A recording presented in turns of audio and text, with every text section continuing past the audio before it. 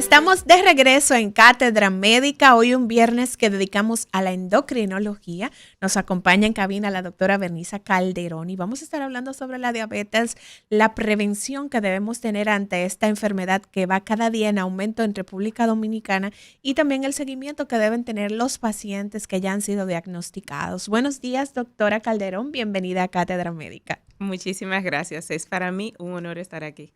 El próximo 14 de noviembre es el Día Mundial de la Lucha contra la Diabetes, así que nosotros nos adelantamos para poder desarrollar este programa educativo y que usted pueda tener las informaciones que necesita tener a la mano para poder prevenir esta enfermedad que provoca tantas complicaciones cuando el paciente se descuida o cuando ese paciente tiene la enfermedad y ni siquiera ha sido diagnosticado. Entonces, por eso es la importancia de que usted tenga un seguimiento periódico, aunque no tenga ninguna manifestación, ningún síntoma. Y hoy vamos a estar dando todas esas recomendaciones de la mano de la doctora Calderón. Doctora, esto es una cátedra y como es una cátedra, pues nosotros necesitamos comenzar conceptualizando. Ya aquí hemos hablado en otros programas sobre diabetes, pero no está de más pues poder explicar cuando hablamos de diabetes de qué estamos hablando y qué tipo de clasificación tiene esta enfermedad. Sí, bueno, lo primero que tenemos que saber es que la diabetes es una enfermedad caracterizada por el aumento de la glucosa en la sangre. Este aumento de la glucosa en la sangre va a terminar generando un sinnúmero de problemas de salud porque impide que las células funcionen adecuadamente, dado que la glucosa es lo que le proporciona energía a las células. Y con eso podemos, lógicamente, terminar haciendo todas esas actividades que hacemos diariamente. La diabetes se clasifica en 4 tipos principales. Está la diabetes tipo 1, la diabetes tipo 2, la diabetes gestacional y luego los otros tipos de diabetes. Doctora, pero entonces si la glucosa, o como la conoce popularmente la gente, el azúcar en sangre es el alimento de la célula, pues si hay mucha azúcar, pues las células se alimentarán mejor. Entonces, ¿por qué se genera el trastorno si está aumentada? Claro, porque el azúcar está aumentada en los vasos sanguíneos, o sea, en la sangre, pero si no logra acceder al interior de la célula, se continúa aumentando, pero las células en cierta manera están en hambre celular porque no tienen la energía que tienen que tener. Ya, entonces, se aboban, entonces podríamos decir, doctora, de tanta azúcar, la célula se aboba y entonces no funciona adecuadamente. Básicamente es que no llega el azúcar dentro de la célula. Okay. O sea, el azúcar se queda dentro de los vasos sanguíneos, en la sangre, circulando, se aumenta, pero no logra acceder porque la insulina, que es una hormona que se produce en el páncreas, no abre la puerta para que el azúcar que está en los vasos sanguíneos pueda terminar entrando a la célula. Entiendo. O sea, que desde el punto de vista entonces fisiológico, como funciona el organismo, la insulina es la llave para abrir la puerta para que la glucosa entre a la célula y la alimente. Excelente. Esa es la mejor analogía. La insulina es la llave que hace que la glucosa o el azúcar que está en los vasos sanguíneos pueda entrar a la célula para darle energía y que ella haga su función. Entonces usted hablaba, doctora, de una clasificación, hablaba de 4 tipos de diabetes. La diabetes tipo 1, la diabetes tipo 2, la diabetes gestacional y otros tipos de diabetes. Entonces, nos gustaría poder establecer diferencia entre diabetes tipo 1, diabetes tipo 2. La diabetes gestacional, sabemos que es esa que se da cuando la mujer está embarazada, hablar quizás de cuáles son esos factores y otros tipos de diabetes, ¿cuáles son? Bueno, pues empecemos con otros tipos de diabetes. Lo primero es que, por ejemplo, si a uno le hacen una cirugía en el páncreas y te retiran parte del páncreas, que es ese órgano que dijimos que está en el abdomen y que es lo que produce la insulina, entonces ahí podemos tener una diabetes secundaria a procedimientos, por poner un ejemplo. También podemos tener enfermedades como es la fibrosis quística que termina produciendo una alteración en esos acinos, en esas células que producen la insulina y por eso podemos tener una diabetes secundaria, pero también podríamos tener diabetes que son autoinmunes pero que son de lenta aparición, o sea, de que nuestro cuerpo produce unos anticuerpos anticuerpos que terminan dañando el páncreas, pero lo hacen tan lentamente y esos tipos de diabetes están agrupadas dentro de otros tipos. Okay. Luego tenemos, como bien decías, la diabetes gestacional, que es la diabetes que aparece durante el embarazo y por eso se llama gestacional. O sea, si yo tengo previamente diabetes y luego me embarazo, eso no es una diabetes gestacional. Yo soy una paciente con diabetes, sea tipo 1 o tipo 2, embarazada. Okay. Son cosas diferentes. Y luego tenemos la diabetes tipo 1, que es la diabetes que se produce porque nuestro cuerpo no está produciendo insulina y no lo está produciendo porque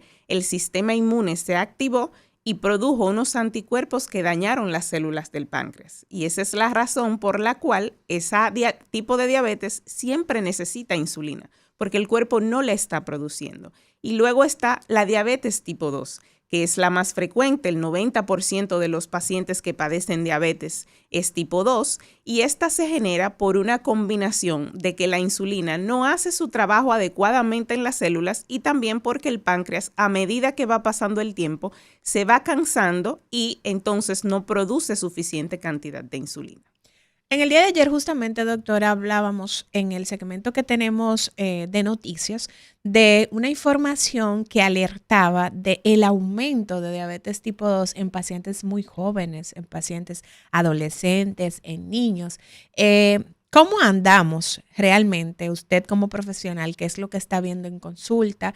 ¿Y qué tan complicado se hace el hecho de que este tipo de enfermedad aparezca en edades tempranas?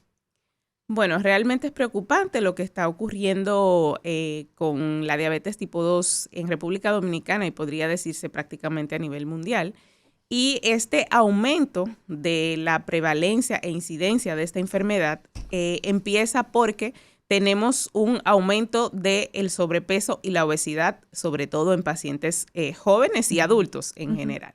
También a eso hay que sumarle el estrés, hay que sumarle el aumento de los trastornos del sueño, hay que sumarle la inactividad física, la mala dieta. Entonces, cuando combinamos todos esos factores, lógicamente vamos a tener un incremento de lo que es la incidencia y prevalencia de la diabetes tipo 2.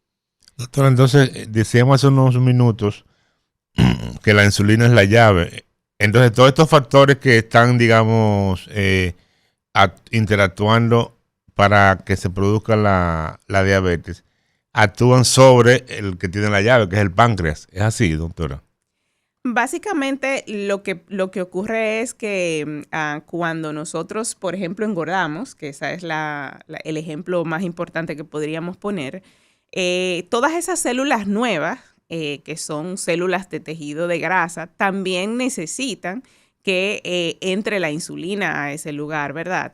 Y esas células de grasa que son extra, el páncreas tiene que hacer un esfuerzo para que la insulina trabaje sobre ellas, pero también ellas hacen otras cosas y es que empiezan a liberar un sinnúmero de ácidos grasos, o sea, de pequeñas partículas de grasa que cambian y alteran lo que es la homeostasis corporal, la forma en la que el cuerpo puede administrar tanto la grasa como esos azúcares. Y entonces finalmente eso termina desencadenando en que hay un aumento de la insulina. ¿Por qué? Porque el páncreas dice de manera compensatoria, si no está entrando la glucosa a la célula, se necesita insulina y él produce mucho más. Y eso se termina generando un círculo vicioso donde, ¿qué ocurre? Hay mucha insulina en el cuerpo, el páncreas hace cada día más trabajo y lo intenta ¿para qué? Para poder hacer que la glucosa se mantenga en los niveles normales. Pero como no se mantiene en los niveles 100% normales, él se sigue sobreesforzando hasta que un día se cansa y ahí aparece la diabetes. Entonces, doctora, el primer órgano que se afecta cuando un paciente tiene esta enfermedad es el páncreas, pero la enfermedad puede afectar a otros órganos, como los riñones, puede afectar la visión del paciente. ¿Cuáles otros órganos pueden afectarse cuando un paciente tiene diabetes y no se controla adecuadamente? Bueno, pues lo que ocurre es que ese aumento de la glucosa en la sangre termina afectando todos los órganos que tienen básicamente irrigación, principalmente los ojos, los pies, También hay afectación macrovascular, donde hay eventos cardiovasculares como son los infartos, los accidentes cerebrovasculares. Entonces, digamos que en cierta manera se afecta toda la economía corporal, pero los órganos que más frecuentemente el paciente tiene afectado son el pie diabético, que obviamente tiene una prevalencia de un 10% más o menos en todos los pacientes con diabetes, y de esos el 15% va a acabar desarrollando una úlcera.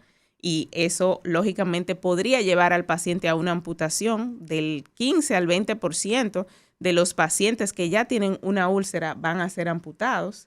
Y en República Dominicana probablemente es más. En un estudio reciente que realizamos en nuestro grupo de investigación tenemos un 40% de pacientes que estaban amputados en esa muestra. Entonces, realmente, casi toda la economía corporal está afectada, pero principalmente los pies, los vasos sanguíneos, los pies, los ojos, el corazón y lo que deriva de todos los eventos cardiovasculares cuando el corazón se afecta.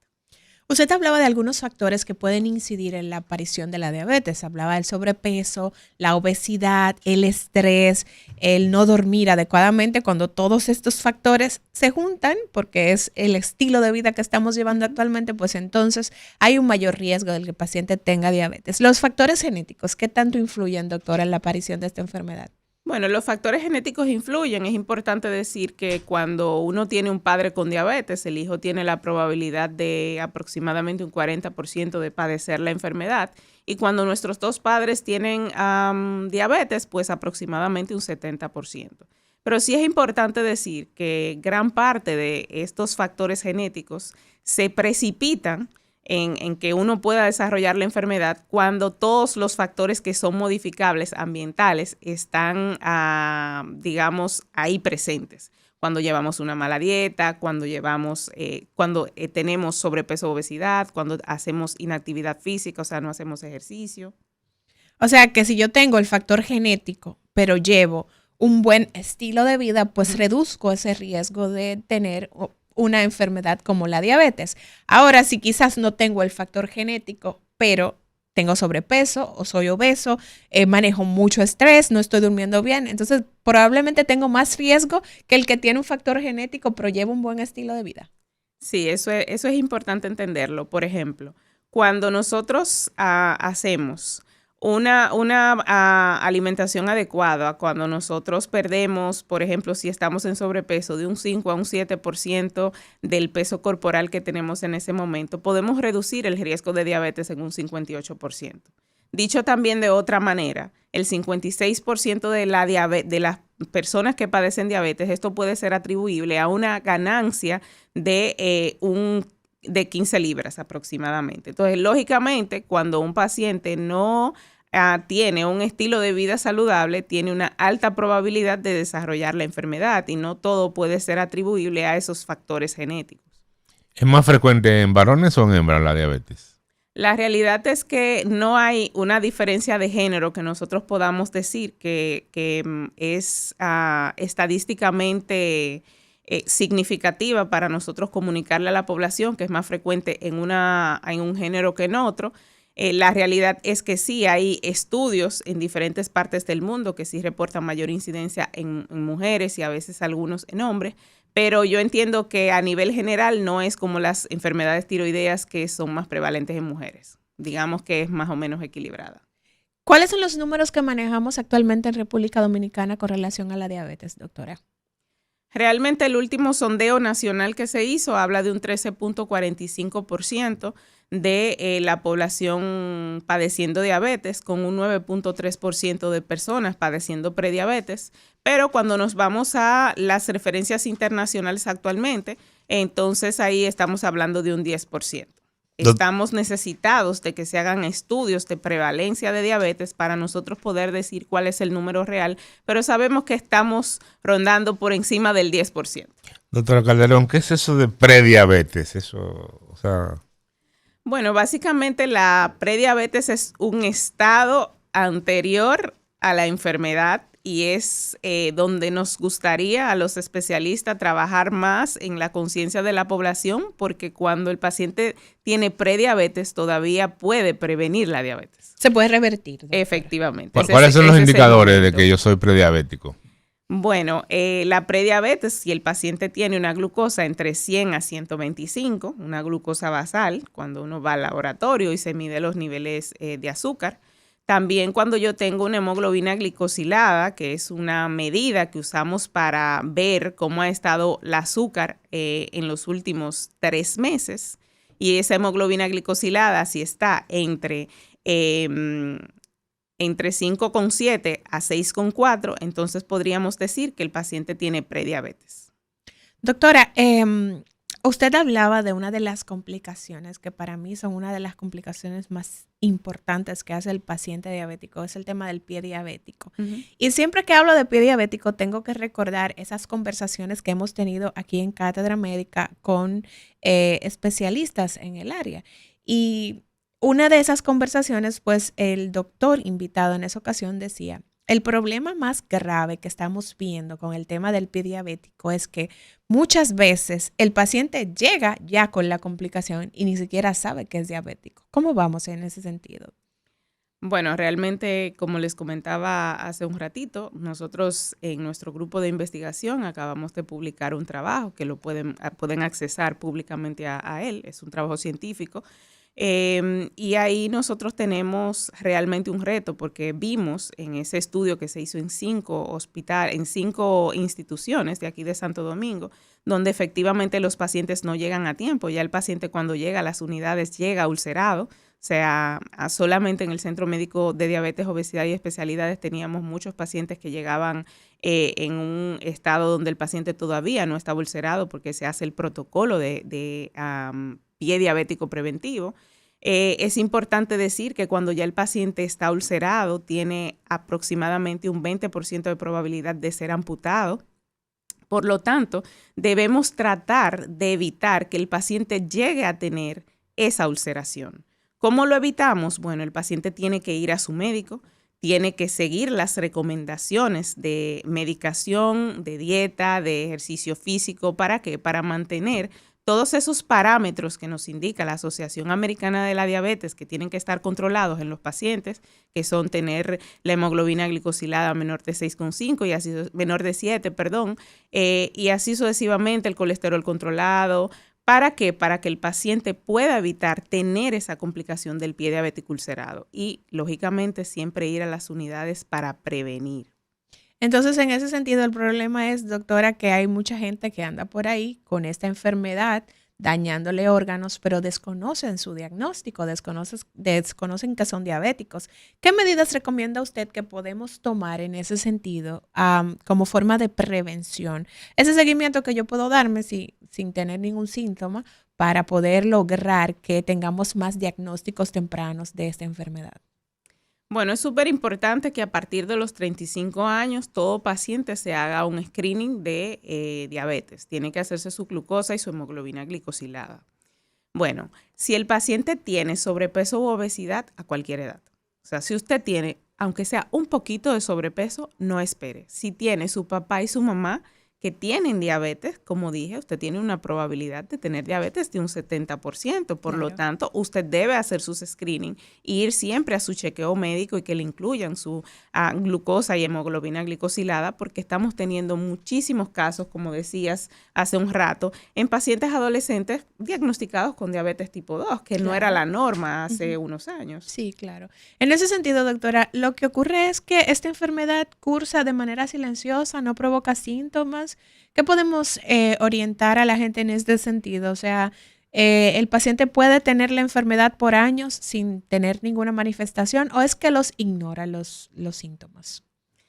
Bueno, la realidad es que el paciente puede tener el inicio de la enfermedad sin tener ningún síntoma. Okay. ¿Por qué? Porque cuando un paciente ya es diagnosticado con diabetes, se estima que esa resistencia a la insulina, que digamos es la causa de la enfermedad, esa resistencia a la insulina inició 10 o 15 años antes. Wow. Entonces, claro, hace 15 años, cuando el paciente empezó con esa alteración en lo que es el metabolismo de la glucosa, el paciente no tenía ningún síntoma, él no podía haberse dado cuenta. Solo se pudo haber dado cuenta si nosotros hacemos pruebas para ver si había resistencia a la insulina en ese momento. Entonces, lógicamente, al inicio de la enfermedad, que es donde debemos prevenir, el paciente no tiene síntomas, debe hacer sus pruebas y por lo tanto tiene que ir a su médico a hacer su seguimiento anual. Luego, cuando ya el paciente empieza a presentar aumento de la sed, aumento de la frecuencia de ir al baño, pérdida de peso, que son, digamos, los síntomas más frecuentes y signos, entonces ya ese paciente sí debe acudir inmediatamente al médico y probablemente ya el paciente tiene diabetes tipo 2 francamente manifiesta. Por lo tanto, no se debe esperar a tener estos síntomas para yo hacer mi seguimiento médico. Y ese siempre debe ser el mensaje. Entonces, los pacientes que usted recibe frecuentemente vienen referidos de algún otro profesional porque tiene algunas variables de algunos indicadores como la glicemia o la glicosilada, o generalmente el paciente ya tiene alguna sospecha y va donde usted. ¿Cuál es la dinámica de los pacientes que usted ve en el consultorio? Yo creo que anteriormente recibíamos a casi siempre los pacientes referidos por un especialista, pero últimamente yo creo que después de la pandemia y sobre todo del incremento de la cantidad de pacientes con diabetes, la gente se está concienciando y llega al endocrinólogo y me dice, yo quiero saber si tengo diabetes o cómo va mi metabolismo de la glucosa. O sea que ya tenemos, digamos, ambos pacientes, el paciente que viene referido por el médico y también el paciente que voluntariamente dice, tengo sobrepeso, tengo obesidad y quiero saber cómo estoy metabólicamente. Hizo referencia, doctora Calderón, al tema de la pandemia. Bueno, ya hace 3 años, 4 años de la pandemia. ¿Han notado ustedes que ha habido alguna modificación en términos de tendencia de la frecuencia del tema de la diabetes en República Dominicana o a nivel global? Sí, se ha incrementado, lo decía, las personas quedaron con muchos trastornos del sueño, también probablemente hay alguna relación en ese post-COVID donde el mismo virus produce una alteración a ese mecanismo de control de los niveles de glucosa. También a eso hay que sumarle que cambiaron muchos nuestros hábitos alimenticios porque en ese tiempo pues estábamos encerrados, también la inactividad física. Entonces, claro, todos esos factores correlacionados pues terminan disparando lo que es esa incidencia y prevalencia de diabetes en la población. Doctora, usted mencionaba de que cuando un paciente es diagnosticado con diabetes, pues probablemente ya 10 o 15 años antes estaba presentando algún tipo de resistencia a la insulina. En el caso de los pacientes pediátricos, niños que son diagnosticados con diabetes, ¿cuáles son los factores que se han podido identificar o causas asociadas a la aparición? Sabemos que el tema del sobrepeso, pero si hay otros factores que están asociados a la aparición de esta enfermedad en esta etapa de la vida. Bueno, es importante destacar que los factores de riesgo que yo di anteriormente son para la diabetes tipo 2, o sea, la inactividad física, la edad mayor de 45 años, la mala alimentación, el sobrepeso, la obesidad, tener familiares con diabetes es para la diabetes tipo 2. Okay. En la diabetes tipo 1 es una condición distinta porque recuerden que dijimos que es una diabetes que se produce porque el sistema inmune produce unos anticuerpos que termina dañando el páncreas. Ahí nosotros no tenemos 100% claro cuál es el proceso por el cual el cuerpo activa esa producción de anticuerpos. Se estima que, por ejemplo, pueden ser antígenos tipo virus, pero vamos, no está claro al 100% qué es lo que produce esta enfermedad. Por lo tanto, los factores de riesgo, ¿cuáles son? Tener un familiar de primer grado de que tenga diabetes y básicamente es eso. En el caso de las mujeres que cursan con diabetes gestacional, ¿el bebé también corre el riesgo, doctora, de presentar diabetes al momento del nacimiento? El bebé no corre el riesgo de presentar diabetes al momento del nacimiento, pero sí corre el riesgo de en su etapa adulta tener enfermedades metabólicas. ¿Por qué? Porque la diabetes gestacional termina produciendo una alteración en ese metabolismo de la glucosa y esos bebés nacen, digamos, con sobrepeso para su edad. Son los bebés que nacen de unas 9, 10 libras y lógicamente esos bebés más grandes o que han estado sometidos a esa alteración en el metabolismo de la glucosa por sus madres, por lo tanto, digamos que ya vienen con esa programación y en la edad adulta podrían tener mayor cantidad de enfermedades metabólicas como es la diabetes. La diabetes gestacional se produce en la mujer durante el embarazo. Se desembaraza y entonces ya desaparece la diabetes, o el riesgo de que esa mujer luego desarrolle diabetes es mayor. El riesgo de que desarrolle diabetes es mayor. Doctora, vamos a darle chance a la gente, 809-682-9850 y la línea internacional 833-380-0062. Buenos días, Cátedra Médica. Muy buen día, Liz. Saludos. Buenos días. Hola, adelante. Y a los doctores. Una pregunta, doctora. Sabemos que una diabetes no controlada siempre va de la mano con otras afecciones como daño renal, la neuropatía de miembros inferiores, afección visual. O sea, que me gustaría saber que usted nos explicara cómo incide esa alta glucosa en sangre para la aparición de esas demás enfermedades.